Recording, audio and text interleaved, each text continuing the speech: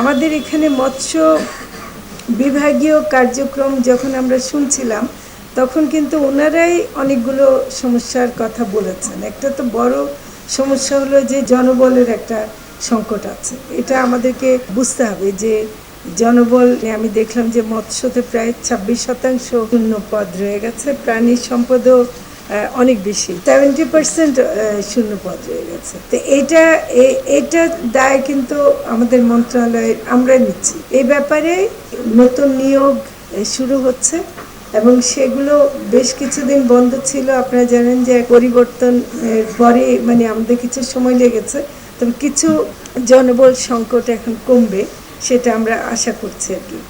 স্বাধীনতার পর থেকে আমাদের যে জিডিপিতে কৃষির অবদান সেটা কিন্তু অনেক বেশি ছিল, পার্সেন্টেজে, কিন্তু এখন আস্তে আস্তে কমতে কমতে অনেক সেটা সেই সময় 70% ছিল, 60-70% ছিল, কিন্তু বর্তমানে জিডিপিতে কৃষির অবদান মাত্র 12 থেকে 15%।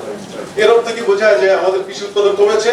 তা কিন্তু কমেনি, কৃষি উৎপাদন বেড়েছে, কিন্তু অন্যান্য খাত যেগুলো জিডিপিতে ভূমিকা রাখে সেটার অবদান আরো বেশি বাড়ছে। বিশেষ করে শিল্পায়ন হয়েছে অনেক, সার্ভিসের গুরুত্ব বাড়ছে, যার কারণে কৃষির উৎপাদন বাড়ার পরেও জিডিপিতে কৃষির অবদান কমেছে। প্রযুক্তি হস্তান্তরের নিমিত্তে কৃষক প্রশিক্ষণ, দুধ, মাংস ও ডিম উৎপাদন বৃদ্ধি এবং আমিষের ঘাটতি লাভ হবে। ব্যক্তি মালিকানাধীন গবাদি পশু, হাঁস মুরগি সমাজসাধন উদ্বুদ্ধকরণ ও রেজিস্ট্রেশনকরণের ব্যবস্থা গ্রহণ। সরকারি কার্ডধারী প্রকৃত মৎস্যজীবী তারা না খেয়ে অনাহারে বেকার অবস্থায় জীবনযাপন করছে, অথচ এটির ব্যাপারে কোনো উদ্যোগ নেওয়া হয় না।